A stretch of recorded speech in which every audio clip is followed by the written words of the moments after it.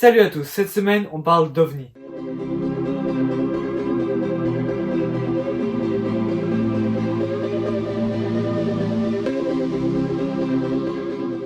Alors pour commencer, il s'agit d'une série française diffusée sur Canal+, et de mémoire, il n'y a que 12 épisodes, donc c'est plutôt court. Et c'est une série sur le GEPAN.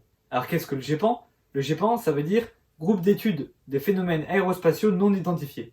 En gros, c'est une branche du CNES qui s'occupe des ovnis. Ils sont basés à Toulouse et comment dire, ils sont pas très bien vus par la communauté scientifique. Et donc on va suivre Didier Mathur qui est en charge du programme spatial français dans les années 70, mais qui, dû à l'explosion pure et simple de sa fusée, va devoir être transféré à la tête du GEPAN. Ce qui ne le ravit pas vraiment.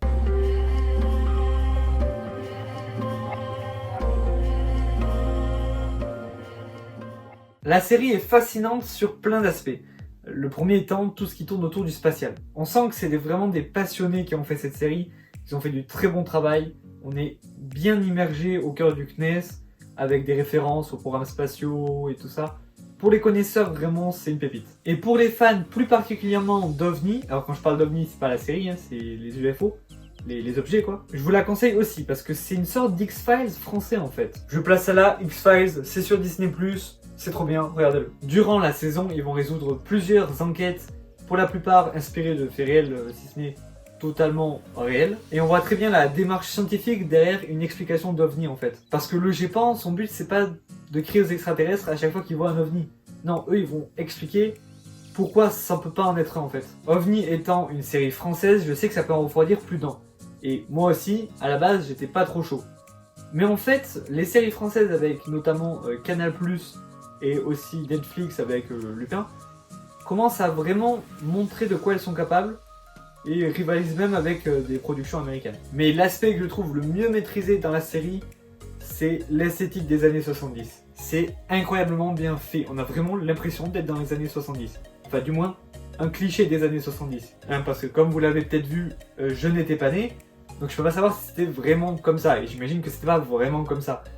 Mais c'est vraiment cool comme ça. Donc déjà au niveau de la musique extra-diégétique, avec cette BO incroyable, c'est de la musique un peu électro, synthwave, vraiment style années 70 pur et simple. Et d'ailleurs je comprends toujours pas pourquoi j'ai pas acheté le vinyle de la BO, tellement c'est incroyable. Ah si, YouTube paye pas assez. Alors, la colorimétrie. Si vous suivez cette chaîne depuis longtemps, vous savez sûrement, j'adore la colorimétrie, l'image, et la couleur dans les productions audiovisuelles. C'est totalement ma tasse de thé, c'est vraiment ce que je surkiffe quand c'est super bien fait. C'est d'ailleurs pour ça que j'ai beaucoup de mal à regarder mes anciennes vidéos, là où la colorimétrie est dégueulasse, et que j'essaye de m'améliorer de mieux en mieux sur cet aspect dans mes vidéos. D'ailleurs beaucoup diront que l'image est moins importante que le son dans une vidéo, je suis pas totalement en désaccord avec ça, mais je préfère avoir une très bonne image qu'un son excellent. Enfin bref, revenons à nos moutons. La colorimétrie dans cette série est incroyable, juste les lumières sont magnifiques, les couleurs, alors là, j'ai rarement vu des couleurs aussi belles, genre elles sont ultra vives comme dans les années 70, mais pas trop pour pas que ce soit ridicule. Mais alors quand tu combines la couleur et la musique, c'est incroyable. Le mystère dans ce genre de série est vachement important. Regardez X-Files par exemple. Et là c'est vraiment bien dosé, les réponses ne tardent pas trop à arriver, mais en même temps, elles sont pas données dès le début. Et en fait, dans cette série, à chaque fois qu'un mystère est résolu, on sait pas vraiment s'il est vraiment résolu ou pas vraiment. Ça veut rien dire. Ce que je sous-entends, sans spoiler, c'est que parfois, du fait du thème de la série qui est les extraterrestres, on se demande si le mystère est vraiment résolu ou si on croit qu'il est résolu, mais en fait non. Je sais pas si je suis clair. Bah écoutez, je pense que c'est la meilleure pub pour la série. Si vous voulez comprendre la phrase que je viens de dire, allez voir la série. Oh, et j'ai oublié de le dire, mais évidemment, la série est drôle. Hein. C'est une série humoristique qui se prend pas vraiment au sérieux. Enfin, si, qui se prend au sérieux très souvent, mais tout en restant très drôle. Et pour finir avec cette zone sans spoiler, les personnages sont tous attachants. Enfin, surtout les membres du GEPAN en fait, parce que les autres, dedans, il y a des personnages antagonistes qui sont pas forcément attachants du coup, mais pour les membres du GEPAN, incroyable. Les acteurs sont pas tous très bons, mais ça gêne pas, parce que les genres de personnages qu'ils ont un peu pas dégourdis et un peu perchés, ça rajoute en fait le fait de pas trop savoir jouer. Enfin, quand je dis qu'ils savent pas trop jouer, ça se voit pas vraiment en fait. Genre, ils jouent quand même bien, c'est des bons acteurs. Mais il y a un peu de surjeu quoi. Ce qui, quand j'y pense, vu que ça rajoute au personnage, c'est peut-être fait exprès. Et dans ce cas, tout ce que je viens de dire, c'est con. Les personnages sont eux aussi de vrais passionnés. Enfin, à part, bon, pour 2-3 persos, mais c'est fait exprès. Mais les personnages du GEPAN sont de vrais passionnés, même s'ils n'ont pas tous les mêmes motivations et les mêmes objectifs dans la vie, ils aiment bien leur travail, quoi. En fait, c'est ça le maître mot de la série. La passion. La vraie, pas celle sur YouTube, celle avec des dollars à la place des S, non. La vraie passion. La passion de ceux qui ont fait la série, la passion des personnages de la série, et pourquoi pas la passion de ceux qui regardent la série. En tout cas, très hâte de voir la saison 2 qui a été annoncée, surtout avec cette fin, mais ça c'est pour la partie spoiler, à laquelle je vais passer tout de suite. Donc si vous voulez pas être spoilé, au revoir, je vous dis à la prochaine. Bon, abonnement, like, voilà, je te refais pas la chanson. On se retrouve mardi. Ah oui, et suivez-moi sur Insta, il va y avoir une annonce pour une grosse vidéo. Bah faudrait pas manquer ça quoi. Et évidemment, du coup, suivez-moi sur YouTube pour voir cette grosse vidéo. Mais bon, voilà.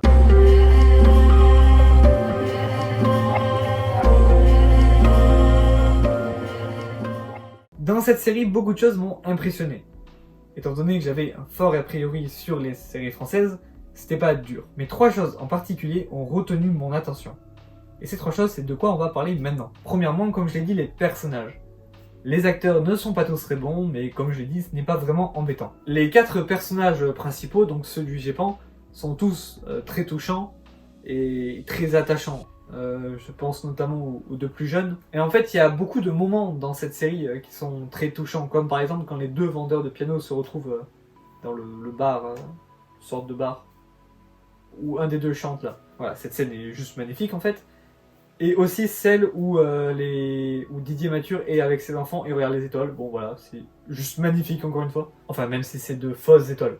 C'est un ciel étoilé de faux en fait. Mais c'est quand même magnifique. Et bien sûr, étant donné qu'ils sont tous un peu perchés au Japon, leurs interactions avec les personnages extérieurs sont souvent très drôles. J'ai adoré le passage avec Spielberg. Déjà, Spielberg est, je pense, un de mes réalisateurs préférés, si ce n'est dans le top 3 vraiment. Alors quand on me dit qu'il va arriver dans la série avec les personnages qui parlent, je suis déjà trop content. Mais quand en plus il arrive vraiment, non vraiment, en plus l'épisode est super bien parce que c'est vraiment l'épisode où les gens du Japon essayent de dénouer les langues et essayent de se parler. Sauf que c'est pile à ce moment-là que au Japon, il y a l'enfant, le fils de Didier Mathur, qui doit être surveillé, et Steven Spielberg, qui essaye de faire un film sur le Japon. Steven, du coup, qui parle qu'en anglais, et donc on voit les personnages qui essayent de parler en anglais, mais ils sont pas très doués en anglais, voilà, ça ajoute un peu d'humour. Et surtout Spielberg, qui a l'air de comprendre à peu près tout ce qu'ils disent d'ailleurs, mais qui essaye de leur donner des conseils sur leur vie, sur leurs sentiments.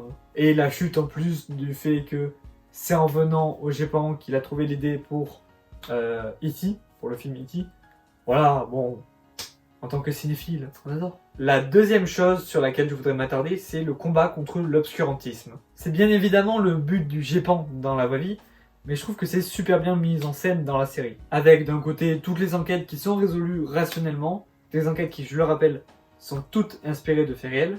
Enfin, toutes non, mais je crois la plupart. Et tout au long de la série, ils répètent bien que le but du GEPAN n'a jamais été de faire des avancées scientifiques ou de découvrir la preuve qui prouverait l'existence d'une vie extraterrestre. C'est pas pour ça que le GEPAN est important. Non, le GEPAN est important pour rassurer les citoyens, les pauvres mortels qui n'ont pas de doctorat en astrophysique. Oui, Brian May, tu nous as trahis. Tu pouvais pas juste te contenter d'être le guitariste de Queen.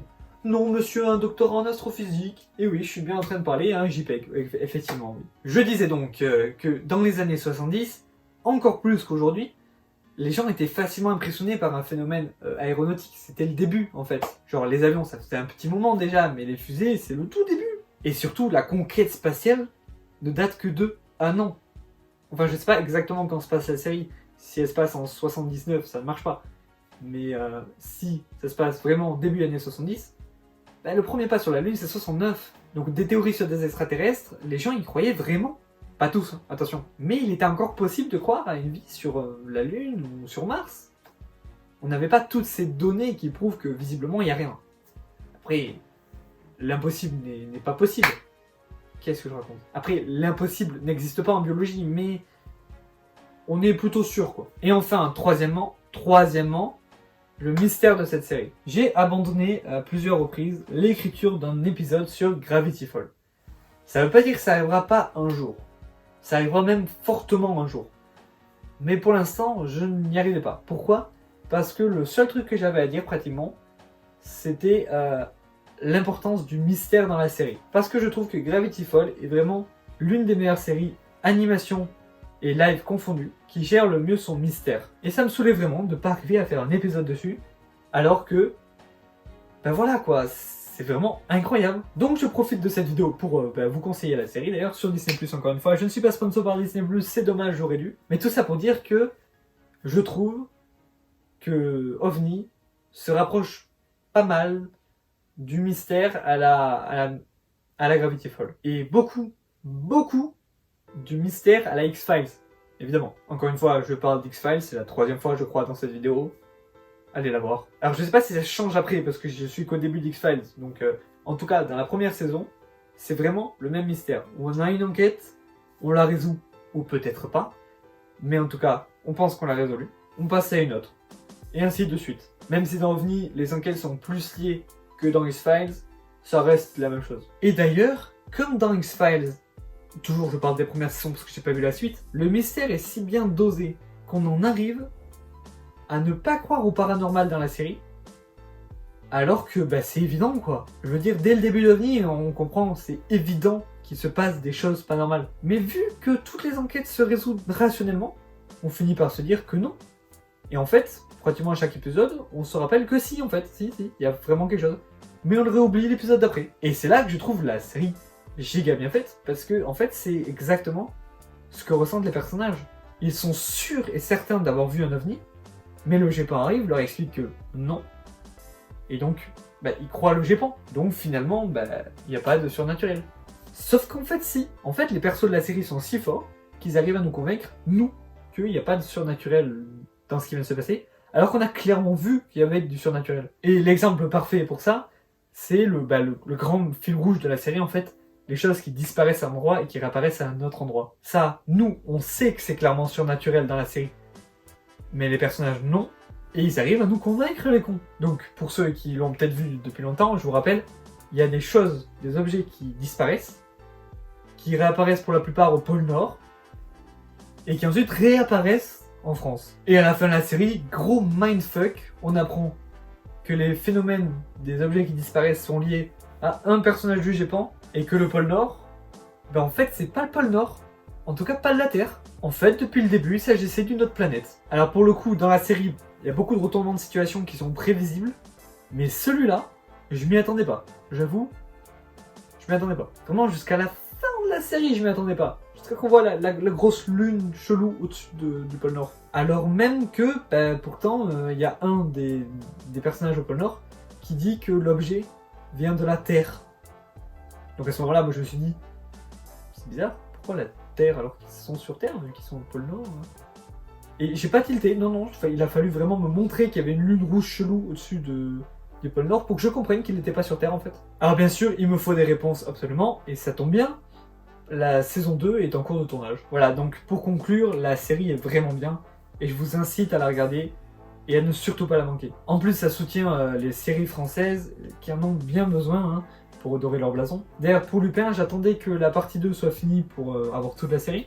Il vient d'annoncer une partie 3, donc je ne sais pas quand je ferai la vidéo, mais je ferai une vidéo dessus, c'est sûr. Et ben moi, en attendant la saison 2, ben, je vais aller regarder X-Files. Allez, salut!